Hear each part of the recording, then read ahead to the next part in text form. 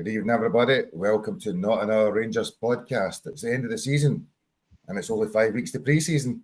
So 5 weeks a day, we're back again. So this is us done. We're now going to talk about well, we won't talk tonight. Actually, I think we're all going to do an episode on Friday, Scott. Season review. We're going to see where we're at, depending on what happens with the manager. So tonight we're going to focus on a little bit about Barry, a little bit about the game, and kind of some of the other stuff that's come up from there. So I think before we start, but what I want to say is thanks to all those that attended on Friday night for the first ever live show of Not Another Rangers podcast, which was at Oswald's. It was a really good night, thoroughly enjoyable. I think hopefully the people that were there, it was good to meet people like Alec, who you'll just see in the chat there. So it was really nice to catch up with you and Sniper and other ones. So I think certainly for me, thoroughly enjoyed every minute of it. Scott, by yourself? It was superb, but I wasn't expecting it to be as good, Gary. I know there was a few people coming, but I didn't know what to expect. But meeting all the guys here, like Aldo and Alec and Alexander and Dave and a few others, it's good to finally put a name to a face, or a face to a name in this chat. Do you know that way? Because you just see them, and it's very strange when somebody comes up and says to you, "Right, Kerr," and you're like, "Who the hell are you?" Because you don't really know who they are, and then you think, "I know it is now." Apart from Aldo, because I met Aldo before, but no, it was a great night, and it was good to meet some of these guys, and hopefully we can meet these again. It doesn't have to be a live pod. It can be a game. I can be just be somewhere, but no, hopefully when we do one again in the future and be good to get Ricky involved. Ricky was there in spirit, but he was about 17,000 miles away, counting his pennies, so he couldn't join us. But no, it was a good night, and I'd like to say thanks to the boys for the Rangers Journal and the Rangers Rabble for joining. I appreciated their help, and it was really good to see them there. And it just shows you, when no individual as podcast, we can come together and be as one at times, because at the end of the day, we're all here for Rangers, we're here for nothing else. A big thanks to Bobby as well for joining us. Bobby was really good. He was a good laugh, and he done really well. Apart from hogging a mic at times, Bobby, but you done really well. No, definitely. I was just going to comment there for Sniper there. Do you know, I think people didn't realise that I'm 6'5", so when they actually see me on the night, they're all looking up when what was going on. They just see me in a tiny wee box for there. So, as you say, thanks to obviously Scotty and Ryan from the Journal, Martin and Mark from the Rabble, and Bobby, who done some of the hosting duties, and Ross, obviously, who's... Hey, Ross was superb as usual, wasn't he? Ross was funny. My mum thought he was really, really funny, and Cole as well. His girlfriend, she was amazing. She helped us out really well, but she was a good laugh, and that was just a good night and all, Gary, wasn't it? It was flying quite quickly, and it was really good. 1 minute we were talking, and the next minute we were like, right, we've got 50 minutes left. We need to do this raffle. That's how quickly it went. And Ricky, we had to get 6 or 7 people in just to make up for you not being there. And as you can tell, you know, that was what we had to do to match up with you not being able to be there. I wish. I like that someone's give you a new nickname, Hightower out of Police Academy. That's absolutely amazing. No, it looked like a good night. I seen some of the pictures. I was super jealous. But the end of next season for sure, we'll make sure the dates will line up, and I'll be over for that one for sure. Because it'd be great to meet everyone in the comments. I have to turn it off sometimes because they make me laugh that much. So. And well done to everyone, and I'm sure it worked out fantastic for Walter on the night. A great memorial for Walter. So well done, everyone. Yeah, and I don't think this says there, Scott. I mean, it raised a lot of money for charity, and obviously the circumstances around why we're having it. So thanks to everybody. We did. Raffle and some of the people at auction. Ross didn't understand the concept of auction. Come the end after about 15 drinks, he just on my high bid, never bothered giving them else a chance. When a crack frame print, was it a frame print 9-0 print? It was. It was an authentic one. I think it was signed. I don't know I can't remember the players it was signed by, but he made a bid, and then he bidded again against himself, if I remember rightly. And you're like, Tim Norris, you can't bid again because you're the highest bidder so far. But you know, it was good. It was really good. No, definitely. But however, for the hundreds of people that didn't make it there.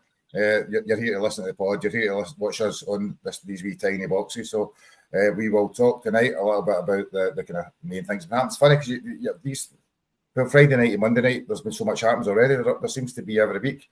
I think Scott said yesterday we might see how we go on during the pre-season break, whether there's actually enough to talk about. I think you're going to be, and no doubt there'll be tons to talk about probably most of the time. So it's even just since then, we've had a disallowed goal, we've had Bomber Brown's outburst, we've had Barry Ferguson and his staff leaving, with Keith Jackson printing his anonymous sources. You know, there's been so much going on, so we'll try and cover all of those over the next 45 minutes to an hour or so. And it's also, and well, Dessers finished top goal scorer in the SPL as well. I forgot that as well. That's probably the other big news of the weekend, was I see Ricky there. So where to begin? Ricky? So yesterday it was announced probably mid-afternoon that Barry Ferguson will be leaving the club. I think there was, what's that, on Saturday night? What is that? Is it Dumb and Dumber when Lloyd says, you know, when the girl tells him, it's like, you, if you're the last person there, maybe. And he says, you're saying if I'll get a chance. That's kind of where it got to with Barry, isn't it? Yeah, brilliant. Saturday, I'm still here. And then obviously mid-afternoon Sunday, it was announced that him and his staff were leaving. Yeah, I think it was maybe out of courtesy they interviewed him. It feels like, I mean, he went running to Keith Jackson. You could tell that right away. He was on his typewriter sending his Barry message to Keith Jackson to get it all in the record for today. But it looks like they interviewed him out of pure courtesy. But I mean, listen, Barry Ferguson, in my eyes, is always going to be a Rangers legend. He was a Rangers legend as a player. We were all super surprised when he came in as the interim manager. Nobody expected him to do a fantastic job and him to be Pep Guardiola. For me, he's done us, the club, a massive favour, because I'm glad the way the end of the season went. Because if he came in and did say like Michael Beale did and won, I can't remember, was it 15 matches, 16 matches he was in charge. Imagine he won 14, 15 matches and then everyone pretends everything's great. We're still finished like 10 points behind Celtic. And then you go into next season keeping most of these players, pretending everything's rosy in the garden. That was not what we needed.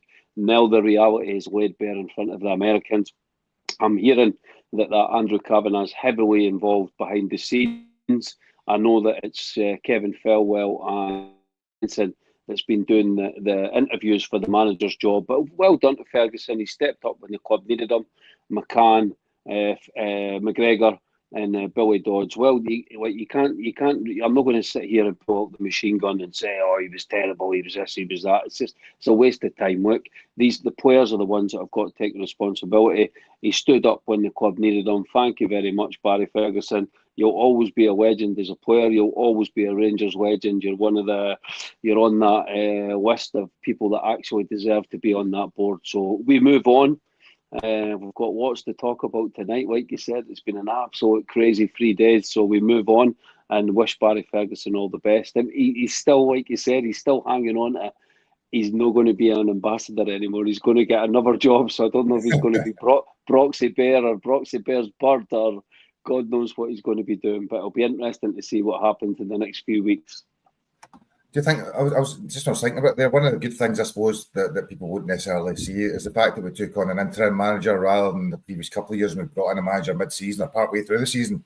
And if you look at somewhere like, I don't know, Man United is a good example to me. If you look at, what's his name, Amarin, if he starts badly next season, he's going to be out the door, you know, where he's not going to get time to implement it as some of us. I think sometimes having that interim person in place for a couple of months to get to the end of the season and then start afresh has probably been one of the biggest things that Barry's managed to kind of help us over the line with. I've seen a comment from, it might have been from Scott Garner there saying, did he actually improve us? I suppose that's probably not the question, is it?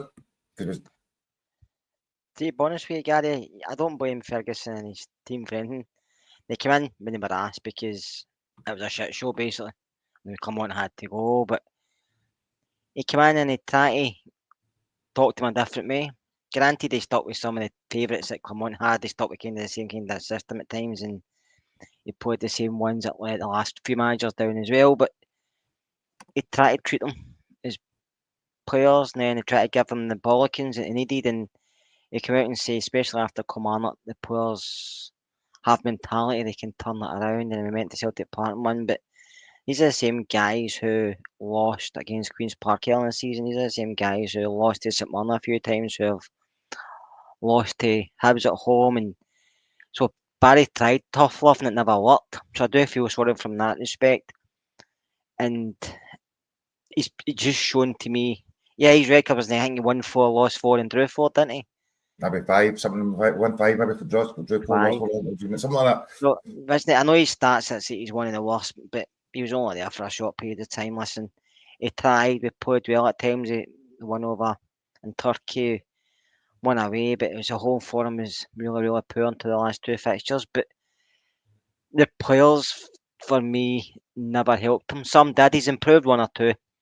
I think he's improved Raskin, but a lot of that's down to Nico Raskin himself. But I think he's helped him in a position where he's turned him more to an 8 because he's getting forward. His runs are better. But what's improved over the last probably 3 months, 4 months with Raskin is his passing. His passing, Gary, used to be quite off at times. It was poor. He done a lot of simple passing, but you can see him fizzing it forward more, picking a pass, and some of his assists have been good. So I think Barry's improved him as a player because obviously he sees him as a midfielder, something himself. His goal ratio's not up a bit. But Barry, like every manager, had his favourites and he wasn't willing to change them or drop them, and that was his downfall. Not just I don't think he was ever getting the job. He probably had to win the Europa League to be in a position to get it. And if he did, then you would give him it because these things happen. Like Di Matteo at Chelsea, when he got a job and he get a sack a few months later, but you'd had to give him it. But he came in, his staff, they tried to do different things, but some of these guys, even in that dressing room, looking at these guys who have all played Rangers, who've all played in winning Rangers sides, still couldn't be consistent for these guys.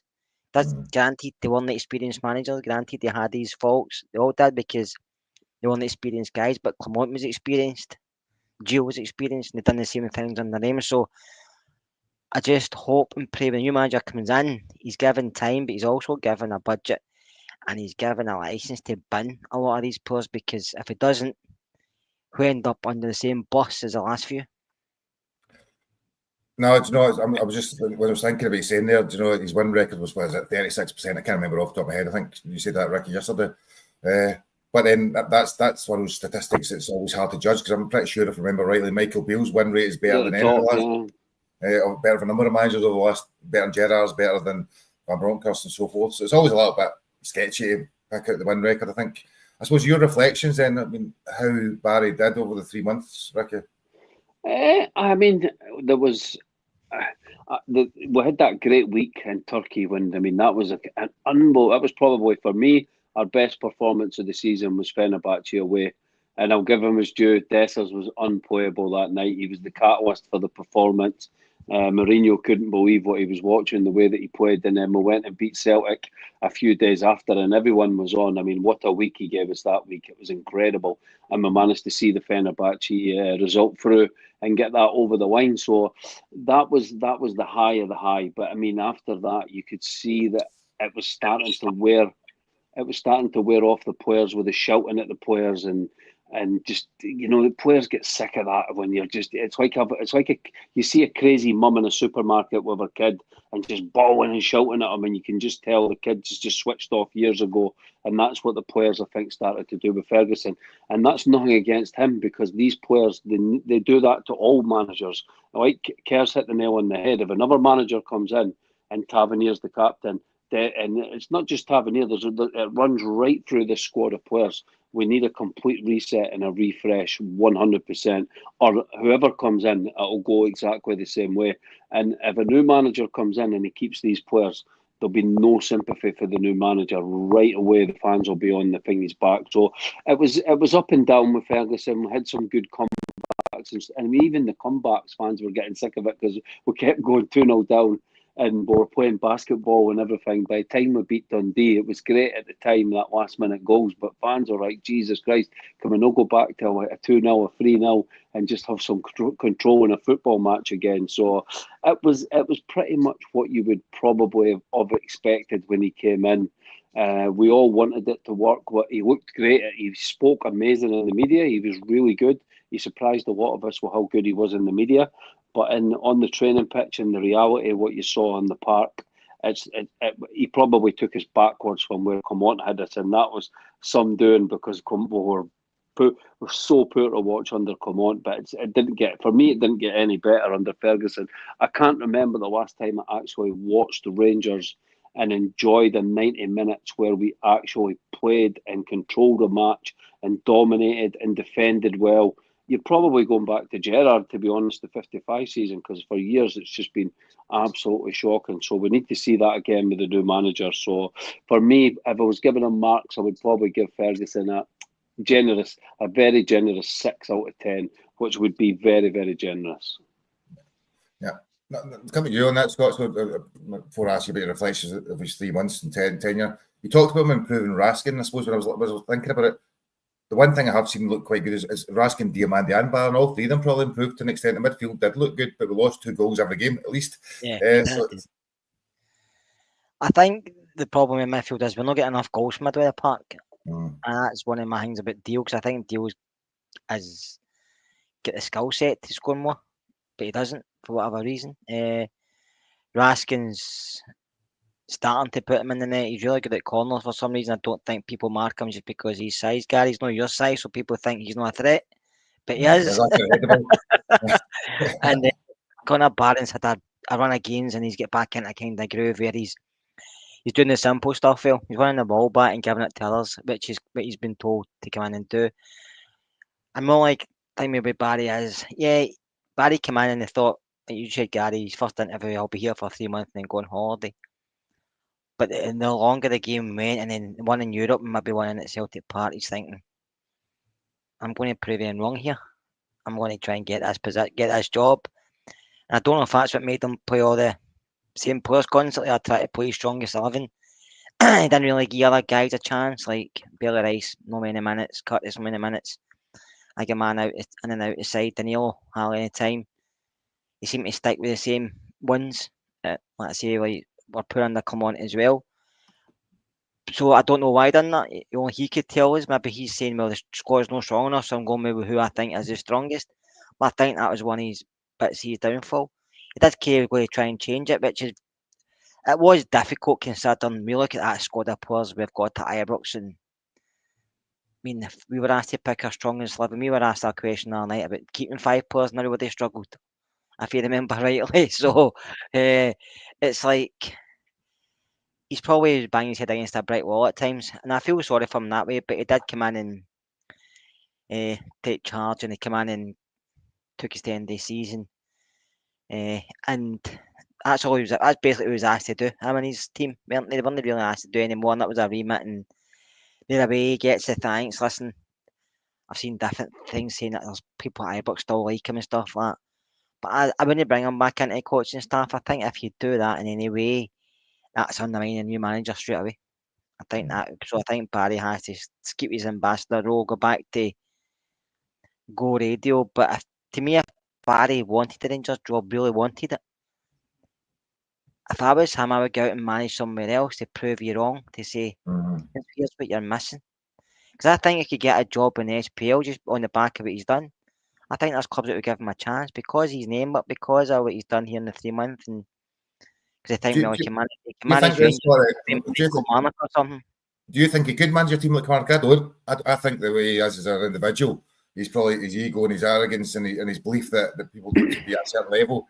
I think he would struggle with team. Listen, you're probably right, but I think sometimes at teams when guys who have been good footballers, Barry being a name, you've had Roy Keane, you've had other people, maybe Lampard slightly different because he started well, kind of took a wee jolt with Chelsea and Everton, but he's coming back again. I think other ones, if you'd have played at this level and you're up here, is your game, and you've got a squad of players and you ask him to do stuff and they can't do it, you're like, why not do that?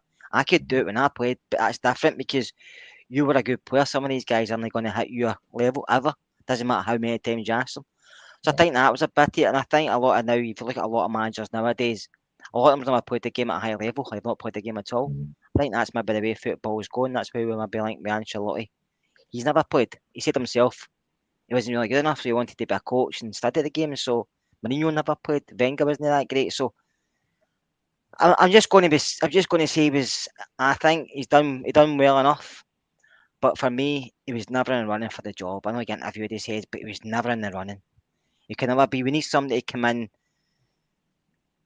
not really a big ego, but somebody to come in with a bit of authority and put their stamp down and say, you're doing it my way. And that means, first of all, just getting the dressing room back to listen to the manager. And if there's any, as we all know, football dressing rooms are a different place altogether.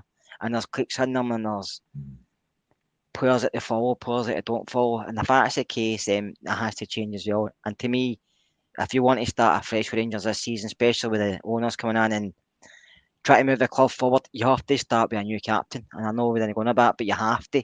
Tavernier's done really well, and I still think he'll be here next season. I don't think he'll get him. I don't think he'll want to go either. But you have to do it. Previous managers have done when they've come in and take the captain's armband off the guy that had it and give it to somebody who the players maybe going to listen to more, or the players maybe think, well, he can take us forward, because Tav's game's vanished for me. But I think he will still hang about because I think he's useful at times, unless we get money for him or he maybe walks away. But with that testimonial there, I think you'll probably see him staying for at least another year, which hopefully I'm wrong, but I think you do. So you just finish off the Barry Ferguson debate then, Ricky. The one thing that jumps out to me is, do you think the board have actually been pretty inept, I suppose, in some way of letting it get to a point whereby he thought he was getting a chance for the job and get interviewed for it? I mean, no, because I think the press has been way too hard on the 49ers already. I mean, some of the stuff I'm watching today from some of these journalists, man, it's absolutely insane. They're having a go saying Ancelotti shouldn't get the job. He doesn't have experience. Gerrard shouldn't get the job. He's too experienced. He's done it before. Never go back. Barry should get the job. Give it to Barry. Barry was grown into the role. He was grown into the role. And you think, Jesus, man, you guys get paid to write about this sport and you're coming out with crap like this. So you kind of, listen, the board we're Rangers fans. The board are going to get judged very quick when the season starts next season with the players that they bring in. I really like this Kevin Felwell, by the way. I like everything I've seen about this guy since he came in has really impressed me, and the Everton fans are devastated that he's leaving them. I'm seeing that all the time any time I see Everton fans speak. So that's a great sign. I think this is a real coup with this guy that we're bringing in. So you've got to trust the project. So you can't. What are they supposed to do? I think the right thing to do. I've been in this position before again, myself in the past, where you do a job in an interim basis and then you get interviewed for it. And I remember I knew I wasn't ready for the job because I thought I was useless in the interview. And it was one of the worst interviews I ever did. And I'm sure Ferguson, it was good what they did interviewing Ferguson. And they're probably going into it with their eyes open saying, well, we'll see what he says in the interview and what his plans are for the club. And they have to choose the best candidate that they think is suited to rebuild Rangers and get Rangers. They're not coming in here to play, by the way. They're not coming in here to finish second and put 10 million into Rangers and just get Europa League football. They're wanting to get into that Champions League. Kevin Felwell will have clear plans and he'll have targets that he has to meet. And if he's not meeting that, then they'll just get rid of him. And you know what the Americans are like? They don't muck around. Like, they're very, very ruthless. They're nice and they're nice to your face, and it's all pleasantries and stuff like that. And then as soon as you're not doing the job, it's like P45, see ya. So this guy's going to have to do a good job. So for the stick that these guys are getting already is just a Scottish thing, in my opinion. You've got to give them a chance. It is. You've got to give them a chance, for God's sake. They've not even, the takeover's not even announced, and they're getting stick in the papers every single day. It's by the usual feeding these journalist stories. It's absolute madness, guys. You've got to let them get their feet under the table. And for me, we'll speak about the new manager soon. You have to trust I'm trusting the project.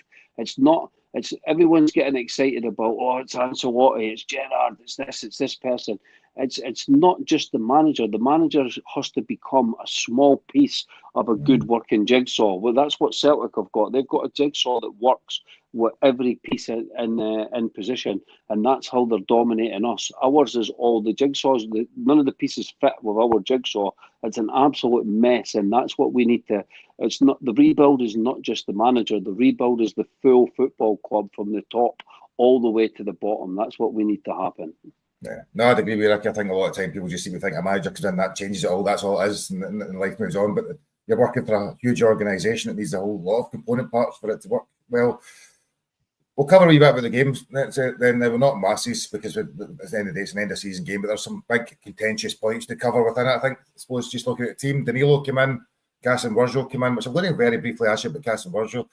We've got an option to buy him. It seems strange that all of a sudden he's come back into the fold. Do you think there's a potential that we see something in him and look to bring him back again next season, or even buy him, Scott?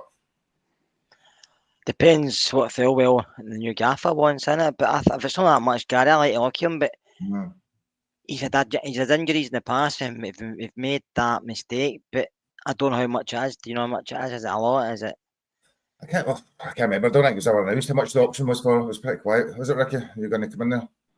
No, I think it's 2.5, something like that. But I mean, listen, guys, we cannot go and we can't go give 2.5 million for a guy that's been injured all season. The only thing we can do, and I love the guy as a player. I think he's a left back, right back, centre back. But you've got to get them to extend his deal by 1 year and take him on loan again, and then no obligation to buy, and everyone's happy at the end of the season.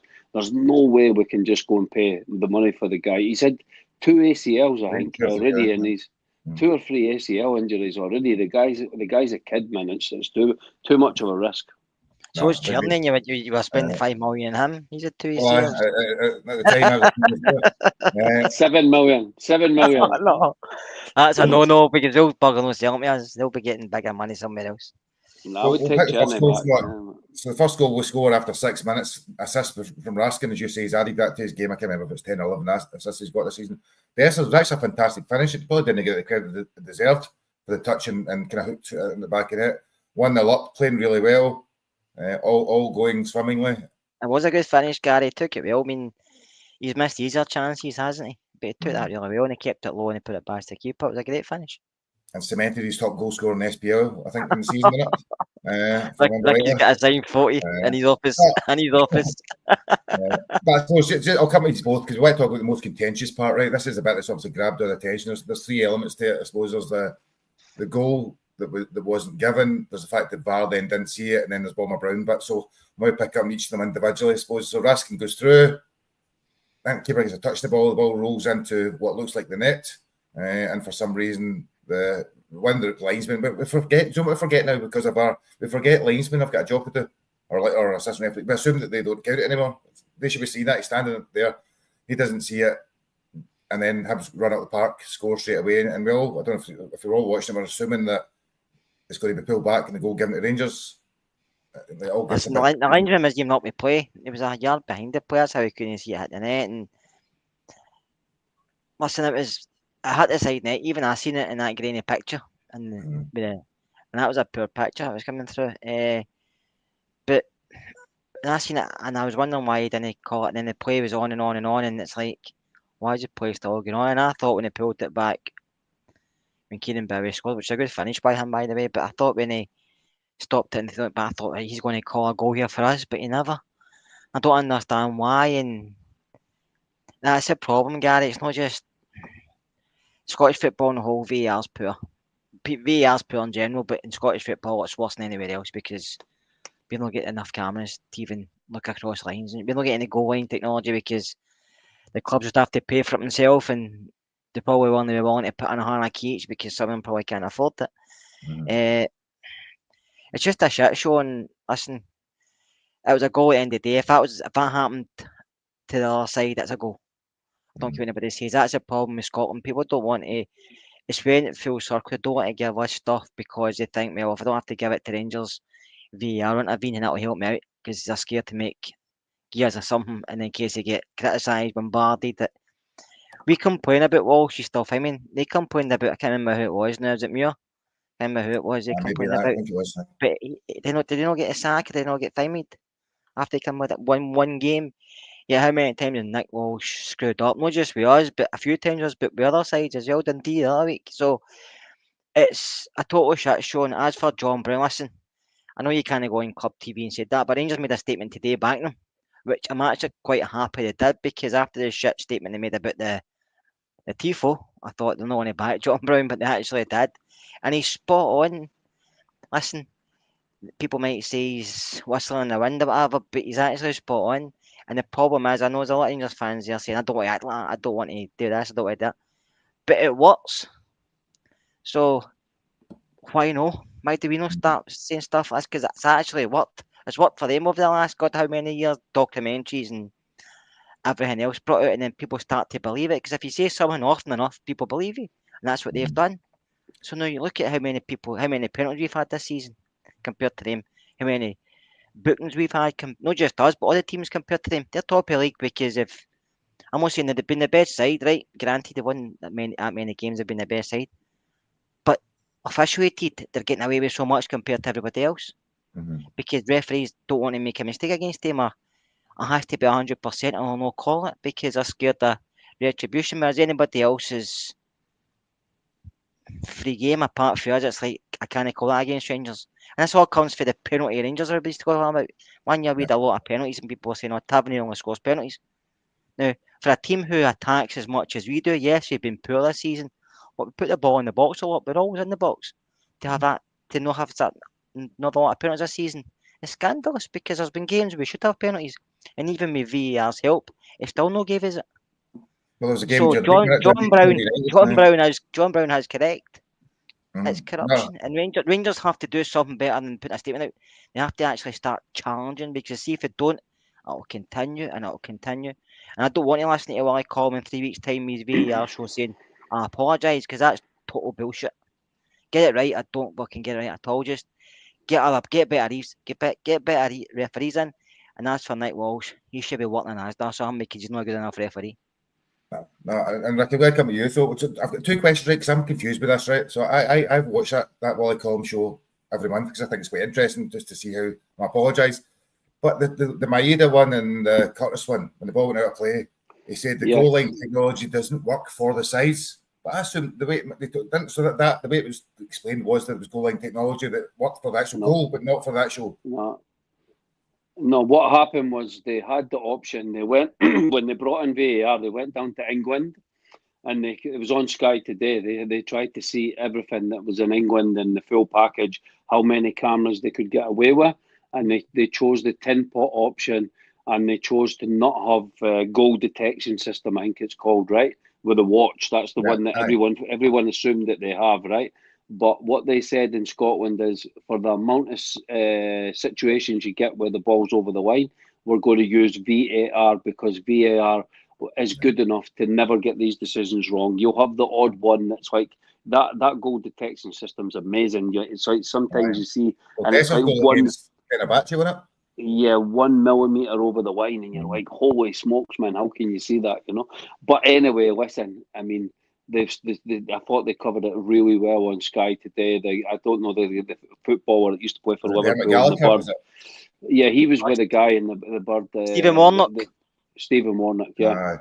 And he was like, listen, GDS, VAR, you shouldn't need that. You can see clearly the ball was it's more than a yard over the line. You don't, like, we're speaking about things that you need to pick this up. You don't need to pick that up. The linesman missed it, so he didn't do his job. The referee, I can have sympathy with Nick Walsh, and I hate Nick Walsh, right? He's a shocking referee. I detest the guy, but I'm on about the referee in general because it happens so fast, Gary, that if you're like it's like milliseconds that it happens. So Rocky's on the line, he kicks it off the line, so you can understand how the referee is speaking to VAR, going, guys, I didn't clearly see is it over the line. Can you guys tell me, is it clearly over the line or is it not over the line? That should have been, that's the VAR that you would expect to hear with the audio. But no. I mean, two people are watching that, your VAR and your VAR assistant, and for them to not turn around, and even worse when Hibs go up the park and score, to not pull that back and make it 2-0 it's unforgivable. It's not. Willie can't even go on a TV show and defend that. It's and by the way, it's actually getting noticed. The Dundee penalty last week, it's getting noticed on Sky. Like they're actually embarrassed when they're speaking about these decisions. That's how bad these decisions are. It's affecting the league. It's made that Doncaster, how he gets paid 400 grand. I will never ever know, because our leadership and for our league and our I know it's the SFA and everything with the referees and stuff like that, but why we've got these different, we're paying these guys fortune and they're just feeding their bellies and they do nothing for Scottish football. It was absolutely shocking. And then for them to go after John Brown, I mean, listen, it was a throwaway comment. I mean, John Brown would laugh if you called him a dinosaur. He is a dinosaur. We're all dinosaurs. Kerr's from that era. We're all dinosaurs from that era. You know, we see things, but we're no this politically correct new brand of football supporter that gets everything right. Bomber was a Rangers fan. It was in the moment. He was very angry. He said a throwaway comment. For them to not say anything about what actually happened and then pick up on. And also, nothing mentioned about the Aberdeen fan that got a player that got sconed in the head with a seat and nearly killed him. It's probably scarred for life. He's got a scar there and he's got a scar on his cheek. What a shot it was from the Aberdeen supporter to hit his own player. Nothing said about it nothing said about it in the newspapers. Graham Spears, quiet.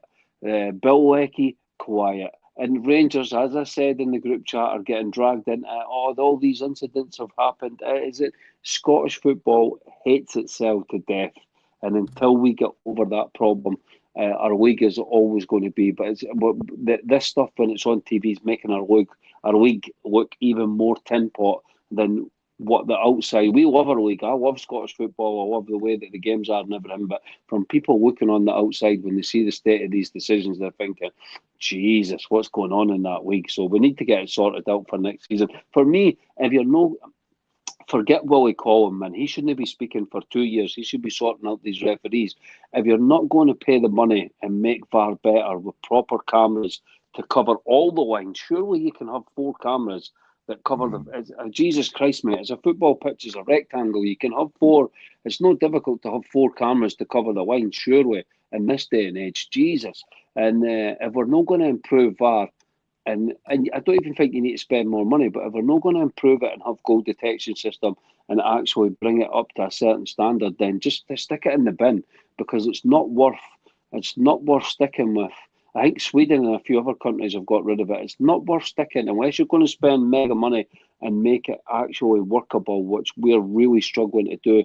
Then they need to get rid of it, because it's just causing absolute mayhem. It's actually made it worse. It's made the decisions worse, because rather than one person, 2 people making a mistake, now it's like 4 or 5 people that are making a mistake, and it's making fans even more angry. No, that's a fair point, actually. Gary, like you see, James says, yeah, spend all the money you want in VR and everything else, but like I said to you two before we come on, VR is just a tool. But it's not operated properly, it's not used properly. It's used by fucking idiots. They don't know how to operate it. So somebody sat in a security office in a supermarket. They don't know how to operate things. They just think, here we go, and they're not that well paid, to be honest with you. So I've heard, and it's nonsense. But for goal line technology, I mean, they've got it in most sports. They've got it in tennis. I mean, they spotted that when Curtis took a ball just slightly over the line against Aberdeen. They spotted that straight away, but they can't spot the ball hitting the side of the net. And go, I mean, how much would that actually cost? Not a lot of money just to get goal line technology. You get it in your watch straight away, don't you? You say that's how we scored. It comes in your watch, it vibrates and says, right, goal. I missed it, but there's a goal.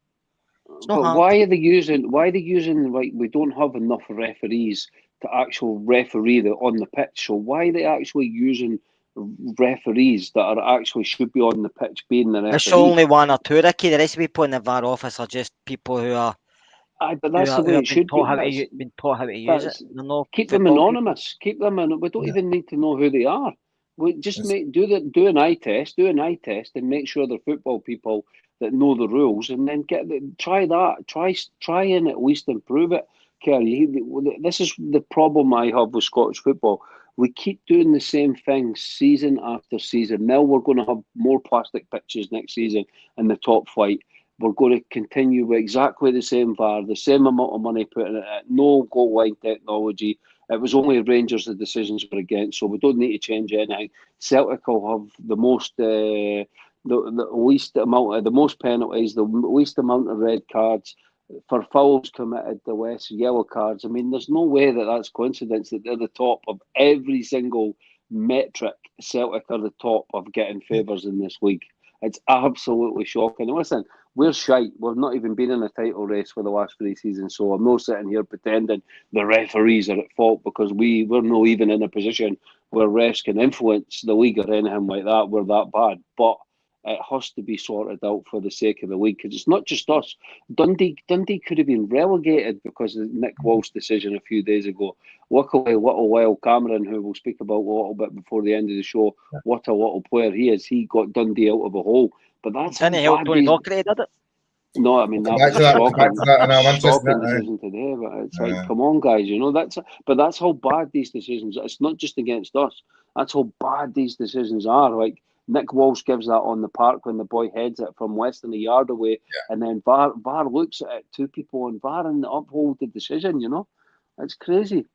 No, I'd agree. And I know Andrew Dallas, right? So Andrew Dallas was VAR. I know Andrew actually, and I do a bit of work with him. He's a good guy, actually. So I'm going to loathe to criticise him, but it was a really bad mistake. One of the things that's been asked a few times, and I'm trying to remember, there's a few people have said in the comments, should it have been pulled back for a penalty and a red card because it pulls arm? I don't really remember that.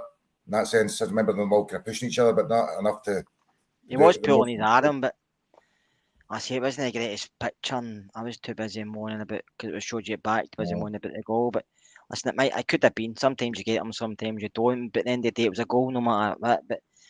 But again, it wasn't checked with for that either, because you could probably say, somebody will sit here and say, Raskin, Midfield and Bashiri, do you know what I mean? So, but it was a goal at the end of the day. We shouldn't be sitting here talking about a ghost goal. We should be sitting here talking about something else, but we've sat there for 20 minutes talking about a ball hit the back of the net, but it wasn't a goal because Nick Walsh, his linesman, and everybody else couldn't see it was a goal. And even the Hibs players probably tell you it was a goal. Obviously, in the park, you don't want to admit it, but if you asked them now, they'd probably come in and say it was a goal. The manager did, I think. I never watched his press conference, but I saw a clip where David Gray said it looked like it was over the line, like being like smart about it. Well, it looked like it was over the line, but some when it goes for you, they always come out with this. So some decisions go for you, some go against you, and then you've got Fergie raging in the other dressing room trying to smash Nick Walsh. So I'm going to come to the last couple of points of the game because I want to move by them so we can talk about some of the other stuff that's happening. So Raskin scores with a header from a good delivery from Tav, and then we lose a goal through a nothing goal, effectively, same as we've done a lot. Barron leaves too much space for Cadden to cross the ball in, a header at the back post where Proper's not even watching Martin Boyle. Patrick Stewart had pulled the plug out of Rangers TV at that point. Right, so what Bobber said there. So I never seen the Raskin goal. I meant to look at it today, so my Rangers TV went down. I suppose what it did though to me was it summed up our season, Joe. We create lots of chances. We actually played pretty well, to be honest with you, in the game. We didn't finish enough and then lose cheap goals, which is kind of summed up. It's Proper's defending, man. Proper sleeping. He's been so bad at signing Proper. Like for the player that we thought we were getting, and Butland again in no man's land, another one that needs to be moved on. He looked good when he came in through the week against Dundee United, but let's be honest, he's back. He's just not going to cut it as a Rangers number one, and that's just the reality. Where we need a better goalkeeper than the two that we've got. We need better players in many positions, and for me, it's you're right. It's indicative of our season. We can score goals. But we're not a team that's ever I mean, Fergus had 2 clean sheets since he came in, and that's incredible. We're just not a team that can score and see out a match. You never feel confident. Like even when Hibs scored with that goal, we're all raging, but it's not a surprise because you never feel confident, especially like at places like Easter Road. When you're ahead, you've got me personally. I've got zero confidence that okay, brilliant, we're winning 2-1. You celebrate the goal, but not like we used to. But you celebrate and you're like, yes, come on, let's get this over the line. But you've got no confidence they're going to get it over the line. Even if we score in the 90th minute, Gary, I still have a feeling that they're going to get a corner and smash one in the net. So that's what all these feelings are what needs to change as a Rangers supporter. We can't be going into games next season with apathy. Old Firm games feel like normal games. It's horrible being a Rangers fan. Even if we're not winning the league, we'll have to be challenging, and there has to be emotion, and we'll have to get that back as Rangers fans going into these games because it's horrible. You guys go to the games all the time. I'm excited for the weekend to watch the games all the time, but you don't have the same feelings, and it's been weird. It's not a nice feeling being a Rangers fan because it's not often it happens that you're this low supporting the club. No, I agree. So let's talk then. Who's going to make it great again then, Scott? So the rumours are that Ancelotti is maybe dimmed a little bit. It's went a bit quieter. There's a talk that it's going to be a British manager that's not known. Well, in fact, that's a lie. So last week it was somebody who's not been linked with Rangers, not known to Rangers. This week it's somebody that's British potentially. The week before it was Ancelotti. There's so much talk going on. I think you said in the chat today you're thinking it will be Gerrard. I think they probably looked up and down the list, Gary, and the list, like I say, is the other night, and like I said to you before, it doesn't excite me, but it's not my choice, and it just depends who they can get. They may have approached other people and told, not at this moment, are not interested. You just don't know because we're not involved in these things. I think there's been a lot of managers out there who maybe tick the boxes for them, but sometimes it's very difficult getting somebody in. Doesn't matter the size of the club. It's obviously where we play, and like we said about 5 minutes ago, Scottish football is backwater. It's a total shit show. Scottish football, they don't do themselves any favours, and obviously I've not been winning for a while. And yeah, there's a rebuild on. There's a new project with new owners and stuff, but still trying to get somebody in to come to Scotland can be difficult. So I think if you're, by all accounts, meant to be a British manager with a wee bit of experience, to me, that points to Gerrard. I could be wrong. It could be Russell Martin. It could be something Neil mentioned. Warnock. Gareth Southgate, Gary O'Neill has been mentioned. Rob Edwards has been mentioned. The excellent manager. Listen, Robert says Frank Lampard. I wouldn't mind Frank Lampard. I wanted him before Clermont, and I was laughed at. But I said Frank Lampard before Clermont. I don't know. I don't know who it is. I think it's a bit like Thelwell. I think when it happens, we'll know who it is. Nobody mentioned Thelwell at all when we're getting linked with a sporting director, and it just happened. So it could be Sean Dyche. We just don't know. We could sit here and go through every single British manager we know in and out of work if that's the case. But it could be anybody. I just hope and pray it actually sooner rather than later, because I think we need something in the door to start the work. Hopefully the work started behind the scenes about players leaving, about players coming in. Hopefully they've got that list ready, written who they're releasing, who's up for sale, and by all accounts Butland wants to move back to England, which doesn't surprise me. But others want to move away. Obviously you've got players maybe coming back and we don't really want, but they're coming back.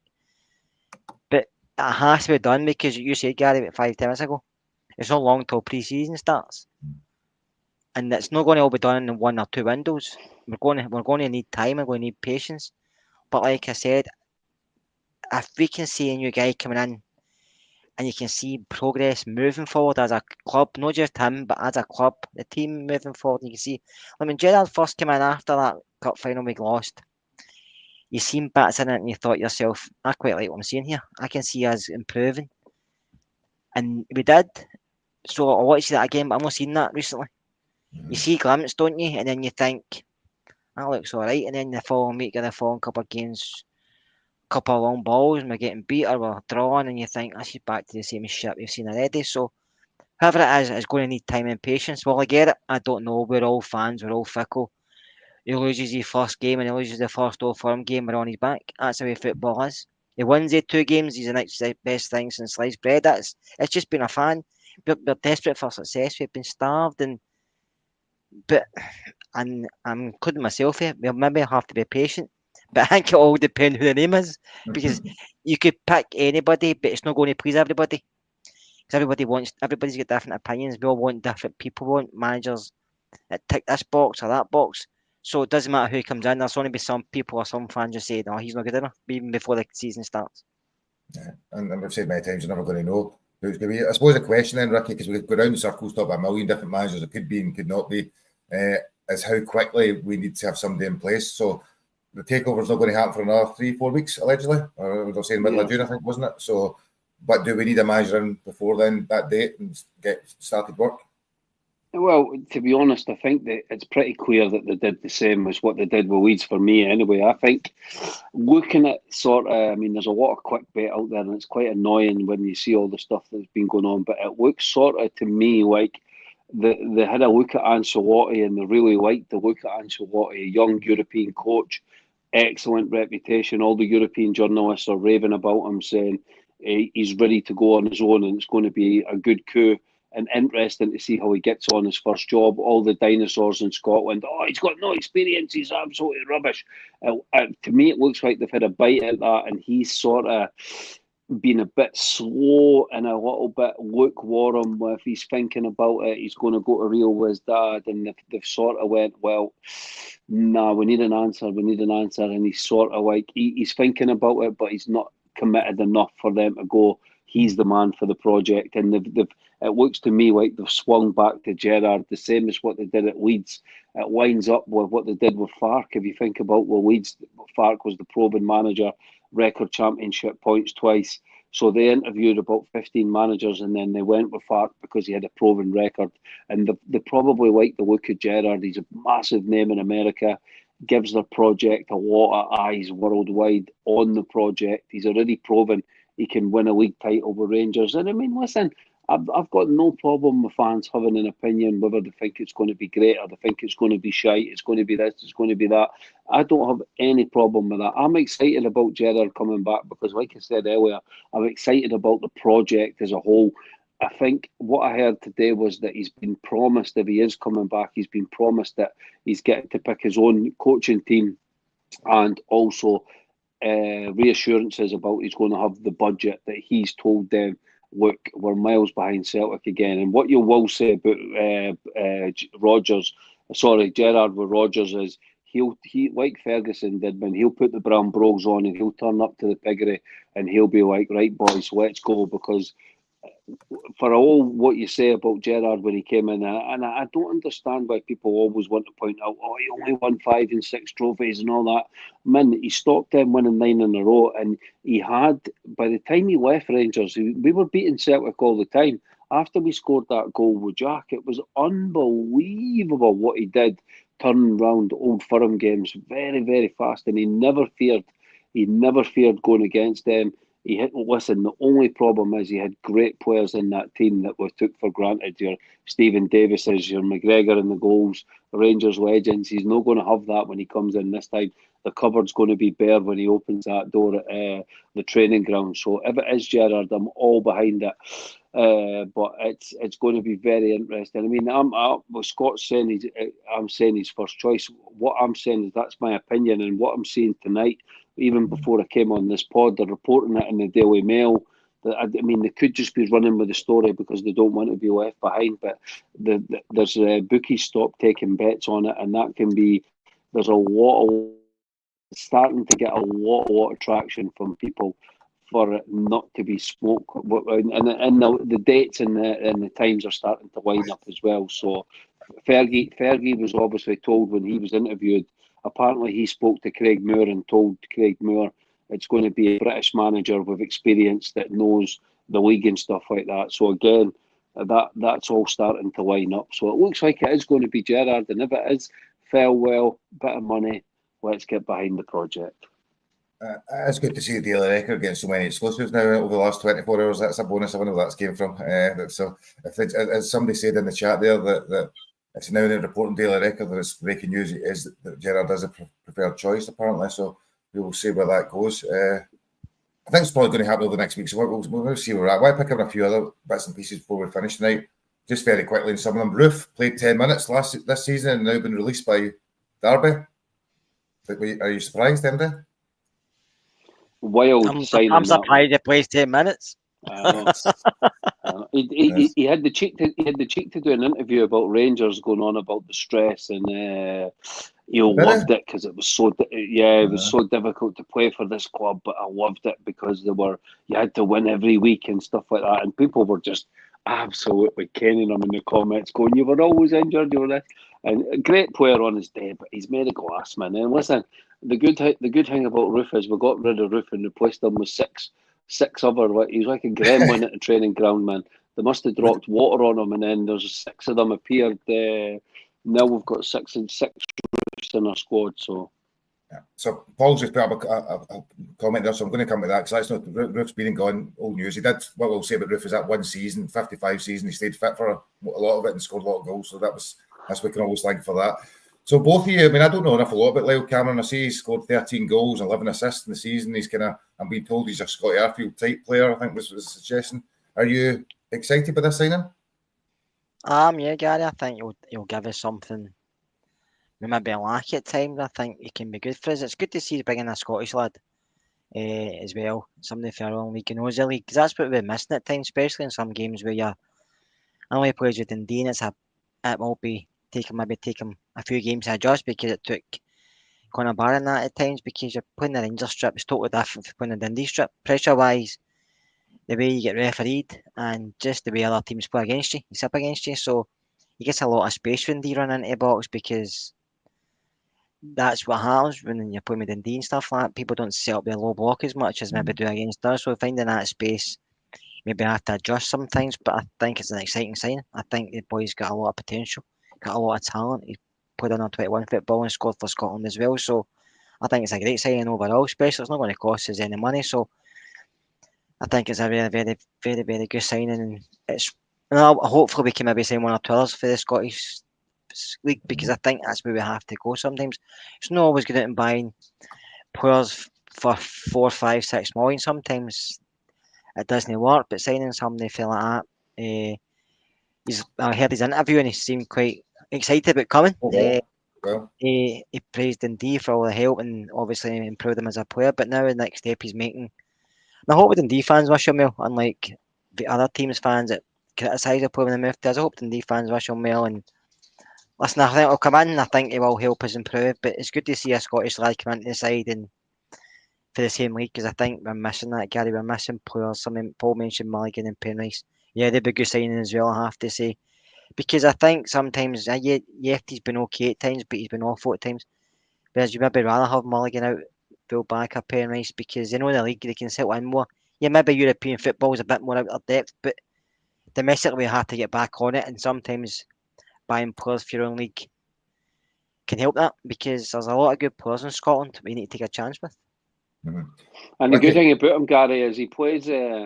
He gives you a great option for the 2-8s, because I totally agree with everything Kerr said. It's been a bit of Ferguson and it's been a bit of Raskin, because I think Raskin was telling him I want to play in the 6, and Fergie pushed him to play in the 8. But the good thing about Cameron is I hope we bring him in and just let him be the same as what he is at Dundee. You know, he's like Arfield. Like, go and find the spaces. Be a little buzz bomb in midfield. Do your defensive work.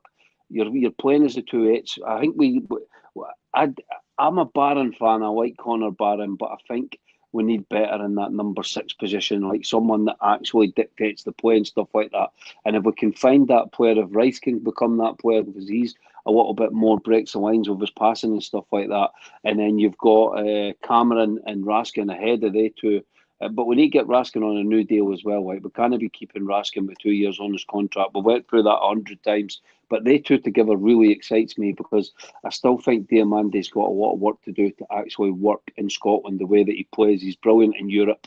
But if you can take the load, share the load between like they 5, with Rice, Barron, bring in another number 6, and then you've got Cameron, Raskin, Dio, and one more option in the midfield, then that for the midfield, that starts to look pretty decent. And we've dominated Celtic this season in games in midfield and stuff like that with these players. So we know they're good enough to do it against them. They need to prove they can do it against the other teams. It's Diamante that just, for some reason, just doesn't seem to work in Scotland the way he does in Europe. So he's got a lot of work to do over the course season. And if we can get that to work, then that's an area of the park that we're actually not too bad in. It's just up front in defence and goalkeeper we need to get sorted out now. So I'm going to drift away from Rangers a little bit, but it is linked. So obviously there's been a bit happening over the last couple of days. So you've got Derek McInnes has went to Hearts. I'll come to that first. So Derek McInnes, one, is that a good move for Hearts, Scotty? But secondly, what do you think it means in terms of Lawrence Shankland? See a lot of comments in the chat about Lawrence Shankland to Rangers. Do you think it impacts on the likelihood or not, or no likelihood of him maybe coming? I think Lawrence has missed that boat. I think he'll stay at Hearts. I think McInnes will want to keep him, and Derek will get him back to playing the way he can play. Listen, Lawrence scores goals. Doesn't matter where he is, he'll score goals. I think we should have signed him maybe last season, but we missed that, and he's probably recognised that himself. So I think he'll probably end up staying at Hearts, and I would take him. I would take him in a minute as a free. I think it's a no-brainer. You're not paying any money. He's not going to win a big hefty wage, and we know we can score goals domestically, so you would take him. And also he helps your quarter in European football. But What do I you would make of take McInnes him. to Hearts then? What about McInnes to Hearts in general? I think Then? that's I think that's a good move for Hearts. I think Derek's a very experienced manager. I think he's done as well as he probably can with Cully. I think he can't really take him anywhere else. And he would have a poor season under him this season, but they still stayed in the league. But I think that's a really good signing for Hearts manager because the last couple of choices he made, Naismith was raw, never a lot of experience. He done okay, but he was raw. He had Frankie McAvoy behind him, right enough if he's a very experienced guy, but he was still raw. And then obviously they brought in Critchley, who I thought was a wrong move for a kick-off. Yeah. Bringing Critchley, I thought he struggled down in England. But somebody say Stephen Robinson. Robinson's a good manager, but I think we end up somewhere else. But McInnes was a good move. I think that's a very good move for Hearts, a very good move for Derek. And apart from playing us, I hope it goes well because I think Derek McInnes is a decent manager. I think he's a really good manager, in fact, and I think Hearts will be challenging for third, fourth next season. Yeah. I'll come to you, Ricky, on that. Do you know, I suppose it's a similar question. I'm going to add in the Tony Docherty one just because I seen today that he was sacked, which seemed quite bizarre for me after what he's done for them. Yeah, I've got no love for Tony Docherty, but I was very harsh for him to lose his job. He got Dundee almost in the top 6 they got last season, is that right? And then this season they've had I mean, for Dundee, I'm not being cheeky, but Dundee not getting relegated, in my opinion, is a good season for them. I mean, McInnes almost got relegated with Kilmarnock. They had a terrible season as well, and he's just been given the Hearts job. So it's amazing the different perception. And he actually tries to play the right way with Dundee. I mean, they're a tough game every time we go to Dens Park. It's always basketball for the first 30 minutes, and then they're normally 2-0 up against us, and we're fighting to get back into the match. So I was surprised. I thought it was very harsh on him. The rumours that Sean Maloney's coming in, but I mean, some of these clubs and owners, they actually think that they're in the English Premier League the way that they act with getting rid of managers right away and thinking that they should be better and we should be higher up in the league. So I thought that one was very harsh. You have to laugh at Hearts turning into a club of stat shaggers and then they go and get Derek McInnes from Kilmarnock. It's not exactly... It's a good. I think it's a great appointment, a good appointment, and I hope he does well there. I've always really liked Derek McInnes. I enjoyed when he played for Rangers. One of the very similar to Cameron actually came from Morton. Maybe Cameron's got a bit more talent and skill in them, but came from that club and always played his part when we needed him under advocate and stuff like that, and did the business. He actually did the business for the talent that he had and then went on to have a decent career. So he's no good enough for Rangers. I see people in the chat going on about I'd rather have McInnes than Gerrard. Come on, wind your neck in, man. That's absolutely shocking talk. I don't think he would work at Rangers, but I think I think for Hearts it's a good appointment. And the Shankland one will probably still be interested because you know that he's desperate to play for Rangers. So I think his agent will be asking the question in the background, and there will be people speaking to him. He's probably got and they'll be saying, "Look, is there any chance it's going to work?" And if they say no, then I think there is a good chance. And to be honest, I think it would be actually clever for Shankland to stay at Hearts and work under it. And listen, it might be money with his family, and if that's the case, then that's fair enough because it's a short career being a footballer, and I'm sure he's not on mega money at Hearts. But if McInnes can get him to stay at Hearts, then that could be a match made in heaven, or it is on paper. So it'll be interesting to see, and it's good for the league. You want these teams. I'm not a person that wants all these teams to be shite and rubbish and I hope Hearts are this, I hope Hearts are that. I've enjoyed Hibs this season, even though I hate them as a club. I think David Gray's done a great job getting them into third position. They were at the bottom of the league. That run they've went on and the way that he's improved players is actually a lot of clubs will be taking a look at that, going well done to him. I've really enjoyed Aberdeen's downfall. I didn't enjoy seeing the player get hit with a seat. Would never like to see anything like that happening, but I've enjoyed that they managed to go all the way down to fourth position. Ross was on X today collecting receipts for people that were giving him stick because he said that Rangers would finish, Aberdeen would be 20 points or something behind Rangers. So he's been collecting receipts today on X. So that was good. So for me, I want all these teams to be strong and to be doing well, and for the benefit of Scottish football, for it to be a better league where Celtic are losing games, Rangers are drawing games, but it makes where everyone's challenging and it makes the league a bit more interesting. It's boring when just one team runs away with it and keeps winning the league all the time. It's better when it's a bit more competitive, and it's good matches when you're going to these places, tough matches, and enjoy fair fair matches, though, we do need to get the refs. The refs need to be much better. But if that's the case, then you get excited about next season if it all comes together. I suppose then it's got Naismith or Kilmarnock. Do you think that's for sure? It's up to Stephen Naismith, innit? If he wants it, I think if they want him, then you'll probably take it because he still lives down that way. But I think it has to be a right move for him. There's no point coming back there. I know he was a good player there before he came to us, and he still stays down that neck of woods. Does he take Boydie with him, his best mate? I think Chris Boyd's safer on the Soccer Saturday couch than he is in Kilmarnock dugout. But listen, it is a decent move to get him there. I don't know how much money Kilmarnock has budget-wise, but I think the fans will like it. Ex-player came back, guy who done really well for him, financial-wise and stuff. So I don't know. You just be put two and two together. Sometimes Gary and get five, but the other managers in for it. But if Stephen wants it, he'll probably get it.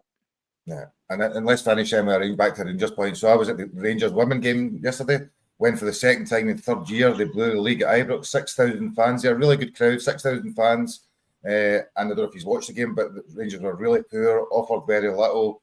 And Hibs defended, caught them in the break and scored. And it never looked like there was really any chance Rangers were going to do it. I have to say, Gary, I've seen the goal in the sending off, but disappointing. I thought Hibs deserved to win. They managed the game. They're very well disciplined. They done what they done. It was a league decided. They knew not losing. 3 times they beat Rangers, I think, yeah. But Rangers beat them in the cup final 5-0. Destroyed them, and then but I don't know if the pressure got to Rangers. I don't know if the occasion, but I don't think Hibs are really pressured at all. And I thought Hibs have got some decent players. Granted, two of the players are ex-Rangers players, but they've got some decent players in there. I thought Rangers were poor start to finish. I didn't think they offered a lot going forward. I thought Kirsten McLean is probably the best player. But apart from that, I thought they were poor, especially up front. They've scored a lot of goals this season. I thought up front they were shocking the weekend. No, really poor. Obviously, I know Mia McCauley, and she's a really good player. She had a lot of the ball, not a lot of end product in the course of the game. And as you say, the strikers beyond that were really, really poor. Then Kirsten McLean is a really good player, but nothing was really coming off. Hibs just sat there and stopped them going anywhere. And again, they were missing McLaughlin in the middle of the park as well. They so I guess it was no midfield. No, they weren't. Then I don't know why I didn't make the subs quicker, but I don't know if Joe Potter will still be there next season. I don't see any reason why she shouldn't. I know there's been social media saying maybe get a new manager in, but she's always winning something. It's not like she doesn't win stuff. It's just for the last few seasons, they seem to bottle the league, don't they, when it comes to the crunch? They lost it last season, and goal difference this season, the big game. So, and the finish in third was poor because they don't even get into the Champions League. Do you know what I mean? So Hibs and Glasgow City in the Champions League, which is probably a first because it's always one or the other. And Hibs have came from over the last couple of seasons, to be honest with you. But they're a decent setup. A decent setup, and they deserve it, to be honest with you. Give it to Barry Ferguson with a wig on, the women's job. Can he take his staff with him for there? So I think we came at the end of the pod for tonight. I think that's enough. That's almost another 10 minutes. Ricky's abroad in a different country, need his bed, I'm sure. We will be back on Friday. We will be back on Friday this week. We'll do it, at very least, we'll do an end of season review, but hopefully there'll be some other news around managers and all sorts of other stuff. There's never a dull moment. Ricky Rumours. Ricky's Rumours. That's a 10-minute me gasp for that. Ricky Rumours. We'll keep an eye out. We'll keep an eye out, boys. So I think that's us. So thank you everybody for watching. Please like, share, and subscribe. It's been an enjoyable pod, hopefully for us all. And for most of us, we're glad the season's over. We're glad we get 5 weeks just to relax and talk about new signings, takeovers, new managers, and the stuff that actually gets us excited again until the new season starts and we screw it up. But for the meantime, we can enjoy the next couple of weeks. Right, we will see you on Friday. Take care. Bye now.